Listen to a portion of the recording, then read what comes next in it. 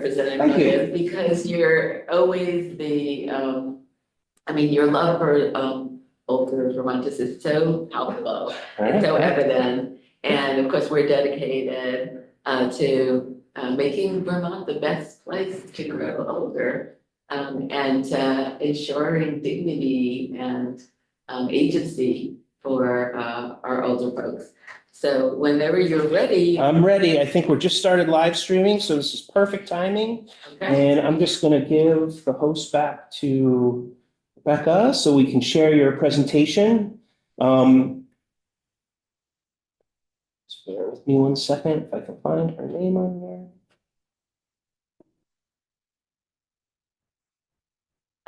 I love the technical challenge. I know, right? No, they somehow make us better people.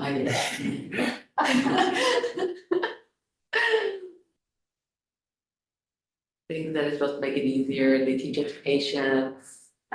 Well, I think this is one of the big differences between Zoom and Teams, is hosting, only the host on Zoom can share. Right.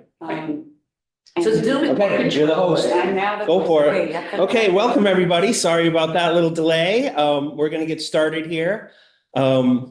Just turn it over to you, Commissioner Bowen, and thank you so much for the kind words. I appreciate that. It's a great partnership. And I'll turn the floor over to you. This is happening. Hey.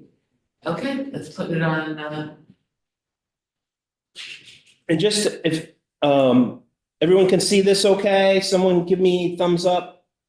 Are we good? I can see some thumbs up. Okay. Awesome. Thank you, Honor. Fantastic. Right on. So, let's, again, I made my introduction. I'm really glad to be here. I think that everybody knows at this point, but it's really worth reiterating over and over again, because people kind of give lip service to the sort of understanding in Vermont that we have the second largest population of adults 60 or over in the nation. And it's essentially a third of our population. And that's nearly 200,000 people. And I think that people know that and they say that and they have some sort of understanding, but we really have to deeply appreciate that reality and to understand the trajectory and what that means for us in terms of our long-term care continuum. Vermont's older population really is outpacing other age groups. We are hearing about decreased birth rates and folks who leave our state because they can't find affordable housing. So there's many drivers to having older Vermonters be the largest growing. So look at these numbers here, right here on the sheet. You can see that 60, 69-year-olds, and this is so important.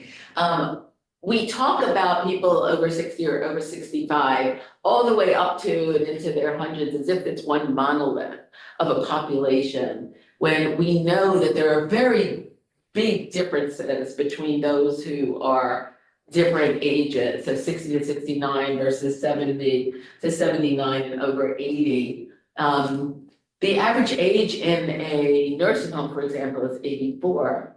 And the number of people in the workforce between 60 to 69 years of age and beyond is an extremely important population that serves Vermont. And we do need to really make an effort to look at the populations and what their needs are, and making sure that we're meeting those needs and addressing them in those narrower bands that you do see kind of naturally in a younger population. When we describe younger populations, we don't have such a broad range of ages. So you're seeing on this slide the percentages of Vermonters from over the 10-year period that was the look 2013 to 2023. You can see that at all of these ages, there was increase. Next slide, please. So age strong Vermont's extremely important multi-sector, multi-year plan to really address the many issues that we need to be really thoughtfully, intentionally planning for and improving with all of our partners across the state, whether that's internal to state government or community partners or individuals and families. And so just for those who are not as familiar with the Age Strong Vermont, we really do encourage you to take a closer look at it. But we are one of 5 in the state, and there may be a couple more who come, 5 in the nation, one of the few states that have really put together such a comprehensive plan. And what we try to do in Dale is make sure that we're integrating any of our efforts that move forward these goals and objectives and strategies under the umbrella, so that we're not doing one-off siloed programs that might help older Vermonters or might be something older Vermonters are interested or advocating for. But in fact, it goes under this collaborative umbrella because that's the best way to really have transformational advancement. So let's look at these goals: affordable aging, healthy aging for all, social connection, which we know is key, infrastructure for the future, and as infrastructure includes housing, transportation, community design, all of those are critically important. Valuing family care partners, the fight for justice, and strengthening systems of support. So what I'm going to do now is turn it over to our resident expert in Dale and a leader in this work for many years and important driver of Age Strong Vermont from before it was even a thing. Mm-hmm. And that's our Deputy Commissioner, Angela Smith-Jennings. Hi, everybody. Happy to be here with you today. If you can go to the next slide, I wanted to just share a few of our progress points from the Age Strong Vermont work from 2025, which is year 2 of our 10-year plan. We were able to hire a project manager at the beginning of 2025, which has been immensely helpful. Sarah Keating is our project manager and helping us move all of our work forward together. We released our year 1 report in February of last year of 2025, and we'll have a year 2 report coming out in about a month to share more details about this progress. We came to the State House, we had an Age Strong Vermont Day here. We did a 9-session learning series with folks from across the Agency of Human Services, collaborating, learning about Age Strong and connecting it to their work across the agency. We launched a housing action group to really focus in on the housing goals and objectives in the Age Strong Vermont plans of their meeting and really honing in on those long-term goals. We've also been doing work to try to bring the Age Strong multi-sector plan approach to local communities and working with local communities. There are many communities trying to address challenges of the demographics at a local level, and so providing support through MPA planning at the local level. We also worked with the UVM Medical Center in their 2nd year medical student project to do a public health project on social isolation and interviewed and surveyed older Vermonters across many locations to really learn about their experiences with social connection and social isolation. And we've been constantly trying to promote the social connection map, which has a lot of great information to help people connect around the state. So those are just a few examples of progress in 2025 across our partners, community partners, providers across the aging services system, and our partners across state government. There's really been so much good work happening to support older Vermonters, way beyond what's the few bullets I was able to highlight here. But you can certainly find more on the website too. Wanted to highlight a few key areas of work for Dale as we think about supporting older Vermonters and recognizing that a key part of that is our workforce. And with our changing demographics, more workers are needed to be able to provide care and support for older adults. We see that in our long-term care facilities. We see that in our home and community-based services and programs. That workforce is really the key to helping people age with dignity, respect, and attendance. So some work we've done in 2025 is that we are participating in a national collaboration with the Direct Care Workforce Strategy Center and really honing in on education, training, and competencies for our direct care workforce across a variety of settings that they work in. We also conducted a marketing campaign called Career in Caring, and the picture on the screen is one of the advertisements from that marketing campaign. It included social media, TV, radio, print, a whole wide range of marketing. Social media. Yeah, definitely. Social media actually was where the most, it got the most traction actually among our target population of potential direct care workers, and drove people to the Career in Caring website where they could learn more about organizations they could work for, the type of work that they could be doing, how to find out about scholarships to continue their efforts and their career ladder. So it really, that was a great effort in the use of one-time ARPA funding for that marketing campaign. We also, at the end of 2025, launched an RFP looking for a vendor to develop a direct care worker registry. We have many people across our populations and systems who self-direct their care, meaning they act as their own employer and hire their own caregivers that are then paid through the state. And but it's very difficult to find your own caregiver unless you have a family or natural connection. So having a registry has been shown to be a way to help people make those employer-employee connections more directly and easily. So hopefully from that RFP, we'll be able to work with a vendor to develop that registry.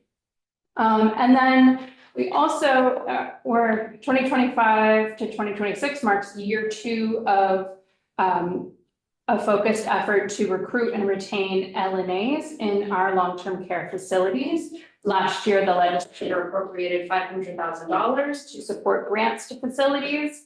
And Dale worked with the Vermont Healthcare Association to distribute that funding to 17 different facilities to support recruitment and retainment efforts. So that could be anything from, expanding LNA training on site, again, marketing and recruitment efforts, mentoring efforts, and a wide range of activities. So really happy to see those moving forward and directly impacting the LNA workforce in long-term care.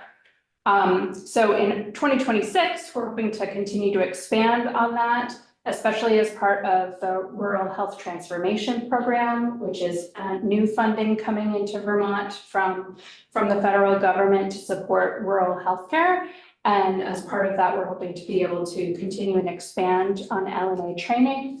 And also in 2026 will be the start of a staffing campaign for RNs and LPNs in the long-term care settings in nursing homes that CMS is launching, and Vermont will be participating in that, and that will help our provide financial assistance to RNs and LPNs who commit to working in nursing homes.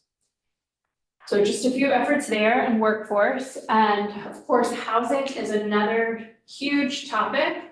And huge need in our state, as everyone knows, and true for older Vermonters as well. We need to have a robust continuum of housing options for older Vermonters. So if people have their own home and want to age in place, we need to ensure that they can have home modifications or assistive technology to be able to age in place. And of course, workforce to provide care in the home. But then we also want to ensure that we have senior housing, age-specific, affordable housing, that we have other options like home sharing and supportive housing, residential care, nursing homes, et cetera. We want the whole continuum to be strong and robust. So lots of work happening around the housing space. I'd mentioned the Housing Action Working Group under the Age Strong Vermont Plan. And that brings together some partners that are really working in the housing space, like the Department for Housing and Community Development, the Vermont Housing Conservation Board, Vermont Housing Finance Agency, coming together with traditional aging services network partners to really hone in on what do we need for housing for older Vermonters as we move forward. And of course, when we build housing for older Vermonters, that then means they downsize into that housing, and that frees up some of these larger homes for other Vermonters, like families that would like to move in. So in addition to that sort of big picture work, in Dale, we're also doing, have some specific housing initiatives as well. As we look at 2025, we had a net gain of 25 new residential care home beds in the state. We had seen a number of residential care homes close during the pandemic or shortly after the pandemic. And we're seeing that trend begin to shift. In 2025, there were three homes that closed, but we also had three homes that opened, and with that net gain of 25 new residential care home beds. So we're really hoping that we can continue to build that capacity there. We're also trying to build capacity for people with developmental disabilities who are also aging in our state and in our systems, and trying to develop new housing models for them. So there were a number of new housing models that were completed for people with developmental disabilities in 2025, and that work continues to expand. Also through a one-time grant using ARPA funding, at the end of that ARPA funding, we were able to grant to Vermont Center for Independent Living a grant that allowed for 40 major home modification projects across the state to support aging in place. So these were things like, obviously things that we think of like ramps and railings and those type of things, but also a lot of bathroom projects to make bathrooms accessible or kitchens accessible to support people to age in place. Lots of work in our world at Dale to address homelessness and people at risk of being unhoused through eviction or unpaid property taxes and things like that. So a lot of increased collaboration in AHS involved that, including Dale, and our work with the area agencies on aging to provide much more intensive case management to older Vermonters who are unhoused and find themselves in the GA emergency housing program. It takes a lot of effort to help people transition from being unhoused to a permanent solution, whether that be their own apartment, a residential care setting, or a nursing home.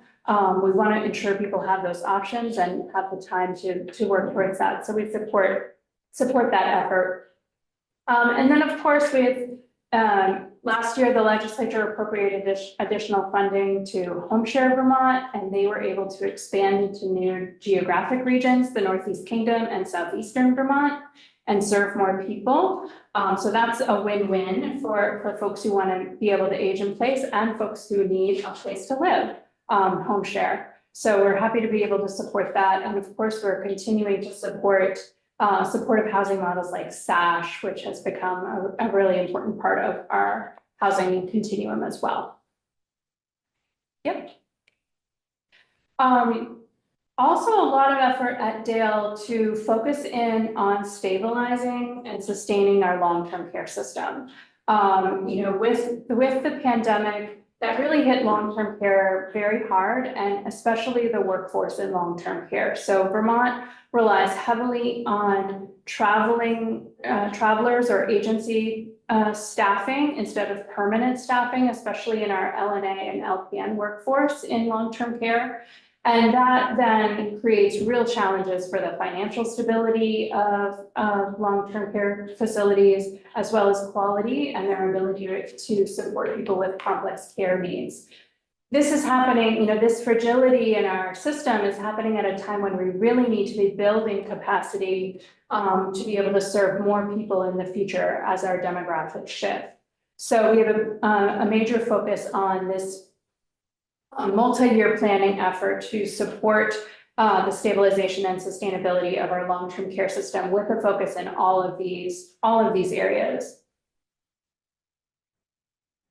And of course, simultaneously, while also focusing on our nursing homes, we're also trying to strengthen our home and community-based service system. So a number of things we were able to do in 2025 in collaboration with partners is one, opening up choices for care to non-medical care providers to increase access to services. So these traditionally choices for care, direct services like personal care, companionship, respite were only provided by home health agencies.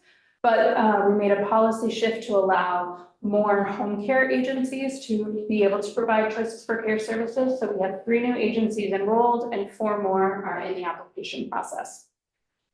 We also completed a major project called conflict-free case management, which means that everyone in Choices for Care, regardless of their HCBS setting, now has access to an independent case manager as part of the program. This was required for Vermont to do as part of a corrective action plan through CMS and through CMS rules. So we're happy to say that we've completed that effort in the sense that now everyone does have that independent case manager in Choices for Care.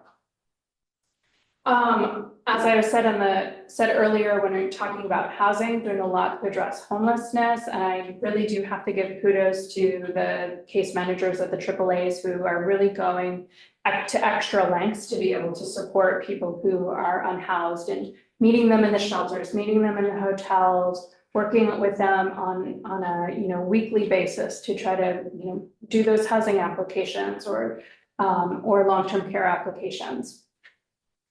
And of course, supporting caregivers is also an incredibly important part of strengthening our home and community-based service system. Most older Vermonters rely on family or other natural supports to be able to stay in their home and age in place. And that's only possible if we have family caregivers willing to do that.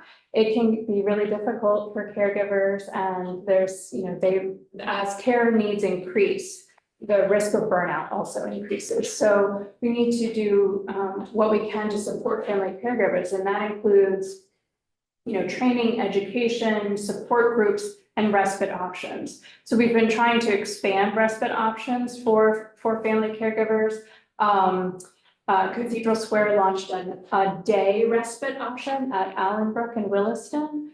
And that's a sort of a pilot to see how that could work. And then we're also working to reinvigorate the respite coalition in Vermont to really work collaboratively around respite across all ages, all types of folks who need that. And then, a shout out to all of our good partners who are doing so much in the community to strengthen services. So, there's work towards a new adult day in Berlin that will be a multi-generational center. There's the work, as I mentioned, to expand home share to more parts of the state. There's work at the UVM Center on Aging to bring training to professionals about aging to really expand our workforce that way. So many good things happening around the state that I'm just really grateful to everyone who stepped up to do this work with us. Thank you. Let's go back one more for a second. I just want to really shout out the AAAs here. We have so far held 2 retreats with the AAAs, and that was everyone from the CEOs to the case managers and options counselors to really get a chance to share best practices in working with older Vermonters who are housing insecure and really coming together to look at the challenges and to problem solve. It's just incredibly effective.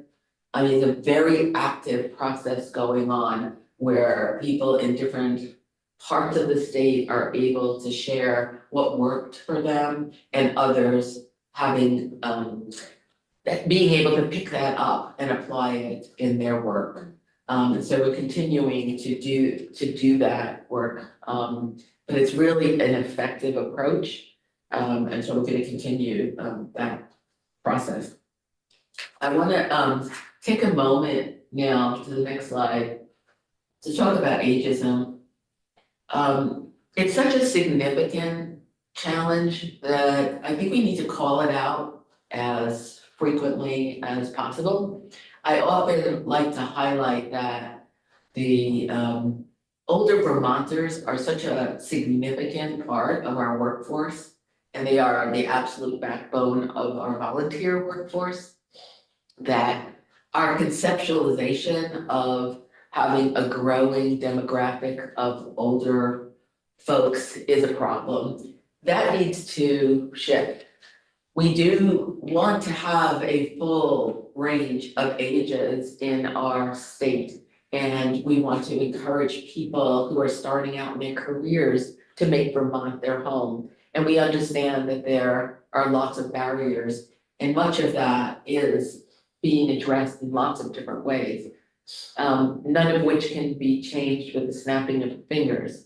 But what we can do and highlight and agree to make sure that we elevate is that ageism is a significant contributor to the well-being of older Vermonters and older folks in general.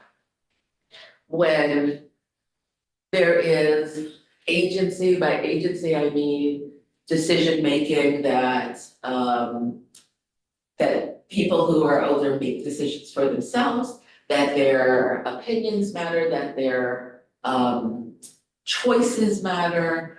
This is critical, and I think for well-being, depression is a big issue, so is alcoholism. There's a lot of isolation amongst older Vermonters. It's incredibly important that the perception is not one that shuts folks down because they're older or ignores what they have to say because they're older, but encourages the active, full participation in our communities. And so ageism is unfortunately alive and well in American culture. It's really very it's systemic. And it's accepted in ways that other forms of isms are not.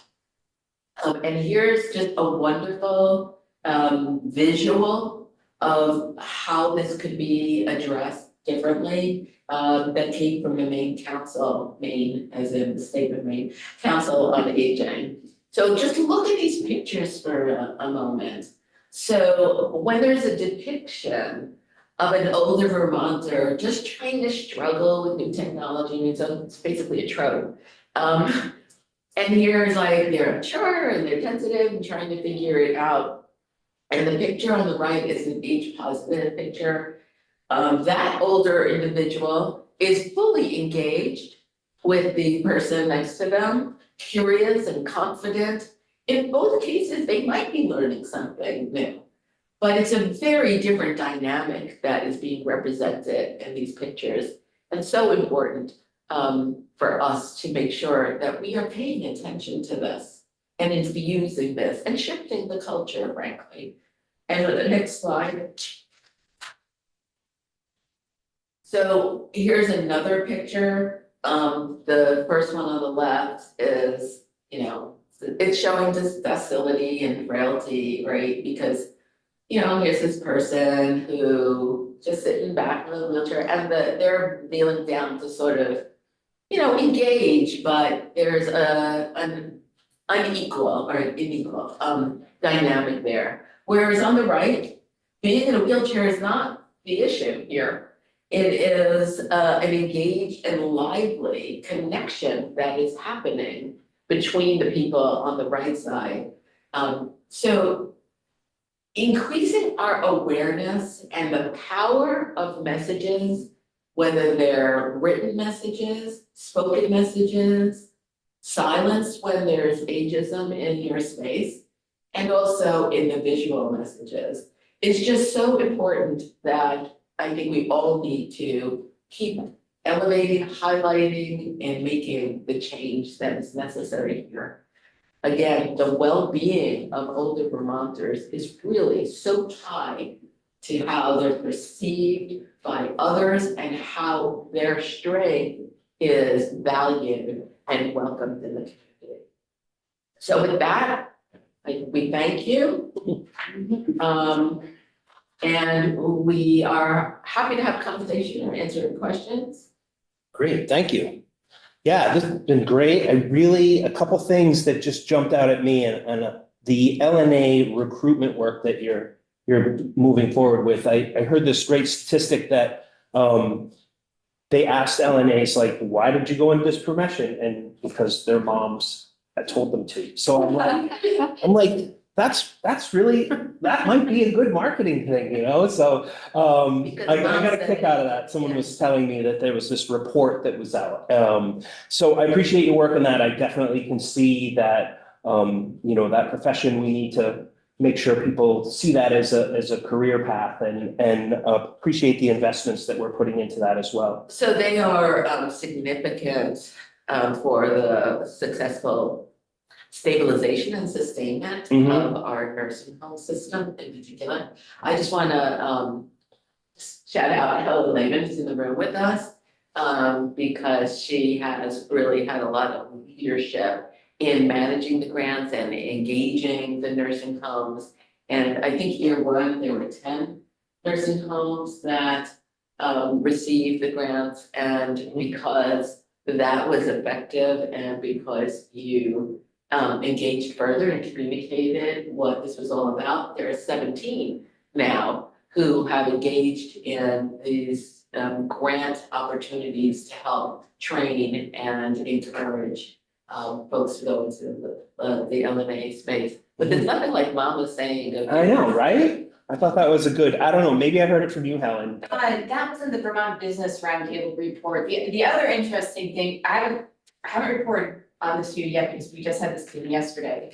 But one thing that struck me about that report was the number of people in the LNA profession. Like we often think about it as LNA, LPN, RN, and through the number of people who really wanted to be LNAs. Like that was where they were definitively choosing. So one part of the training that we did was to expand what we're calling intra LNA career pathway. So we're in the middle of wrapping up a certified dementia training and looking to doing a second round. We were doing that in partnership with New Hampshire, including a train the trainer, and then also expanding the med tech train the trainer for those doing LMNAs. And that's also, we did a trial on and are now expanding that with the funding that was being addressed here. So there's been a lot of opportunities for expanding that training and engaging people in that workforce that, to Commissioner Bowen's point, seems to grow each iteration that we do of offering these. So that's been really a great angle to take on it. It's really great that the Rural Health Transformation Program has that built in so that we would be able to continue this work, because the legislature gave us this funding for 2 years in a row, but it was meant to get something started, and we can continue that.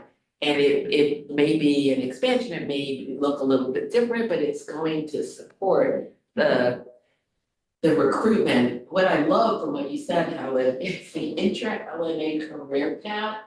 That is fantastic. And to create opportunity for career growth within what you love doing is terrific. And I would add, it builds on the unique attributes of being an LNA in long-term care versus other settings. These are also lovely places to be an LNA. But we were really focused on things that people are uniquely associated with doing this in the long-term care setting and how that met their professional goals. Yeah, and we're gonna have an update on the rural transformation that grant coming up. I'm gonna try to make sure people have access to like where we're going with that, and because I think that that will be really positive for making sure our workforce and then also how we're going to be able to provide services moving forward. So that'll be an upcoming topic.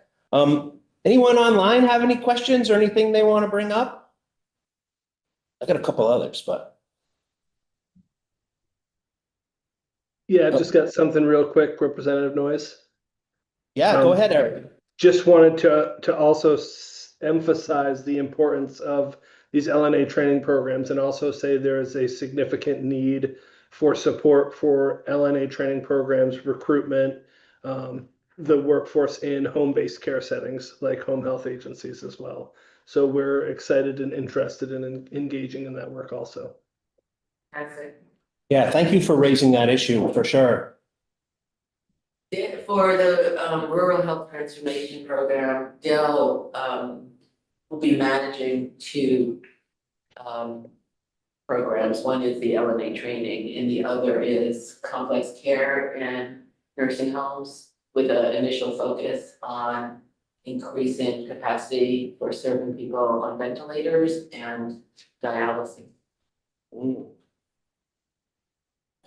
Yeah, another topic that we're going to be talking about in the future is looking at age-specific housing. And I wonder, you touched on that a little bit. And I think, here in this building, we need to really focus in on how we remove barriers, how we make sure that, this is kind of one of our priorities around housing is that universal design, because as you were saying, it's not only a way for people in the community to kind of, stay in their community, but downsize, but also these are the same homes that first-time home buyers are looking for as well. Whether or not, that opens up housing stock, I always think about it as up on East Hill in Woolkit, where someone's been living, but, it's the house they raised their family in, and it's bigger now, and the maintenance, where if we have those opportunities for people to move and stay in the community and keep those community connections. So, I'm always trying to think about how in this building we can focus in on that work as well. What's a reported preference, right? When we first did age drug, right? We Yeah. used to remind people that when you were surveying, that is a preference Yeah. for older Vermonters would be to have an alternative and not have the burden of a big house alone on the, but there weren't enough options quite like that. Yep. Yeah. All right, any other questions here? Got the commissioner here, deputy commissioner. All right, Liz, I see your hand. There, Liz Dench. I'm at Cathedral Square, and I just wanted to make a follow-up comment. First, what a great presentation. Thank you both. But this morning, Vermont Digger, Kim Fitzgerald, our CEO, did an op-ed around age-specific housing. I was maybe going to put in the chat, but also references how not only would that free up other housing, single family, but it also, there's a study that shows that people actually thrive in congregate age-specific housing with their health outcomes. So that was an exciting thing. I just wanted to make a comment. Yeah, thanks for bringing that up. I actually read that this morning, so it was good to see. As long as we're talking about this, I just want to say that the Allenbrook work is innovative.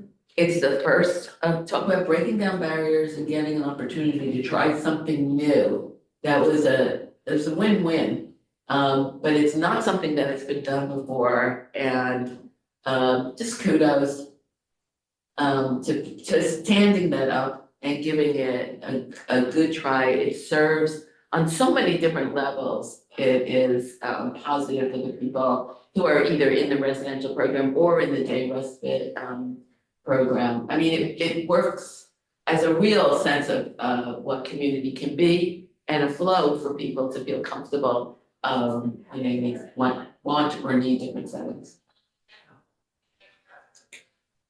All right. Yeah, and also, I know that you also briefly touched upon a new adult day opening or being in the works. I've met with the individual that's moving forward on that. And I was just wondering, have you seen any, I know there's Rutland or Orange County had some closed during COVID, and I didn't know if anyone is looking in those areas. Have you heard? I haven't heard anything new in the Rutland area. Last I knew, there was a provider that has a residential program Mhm. that was interested in adding adult day at their site, side by side. But they were having some staffing challenges, so kind of really had to hone in on their core work for now. But I think they're still interested in the future, but I don't know if there's been any progress in the Rutland area. The Generations Vermont, the organization that's working on the multi-generational plan in central Vermont to replace the adult day that closed in Barry. I think it's slow and steady progress, right? It takes a long time if you're trying to really start a brand new site. And build something new, but Sure. I think they are getting there slowly but surely. Well, good news to hear. I just know that, it's one of the pieces that we need for successful meeting, and we just gotta figure out how to make it work. I often hear of respite needs and, just how we can provide those services for people that want to age in their homes or places where they've been, but could use that support, so. And also to increase even at the ones that are open so that we're optimizing. Yes. the use. Yeah, we heard about that this morning, Right. in the Human Services Committee, so. Right. All right, thank you so much, everybody. Appreciate you being here today, and, next week, we're gonna try to put together kind of a discussion on housing, so, I'll send out once I have some more information on that, and, we'll see you all next week. Thank you so much, Thank you. Commissioner and Deputy Commissioner. Thank you for being here today. Appreciate your time. Take care, everybody. Thanks, everyone.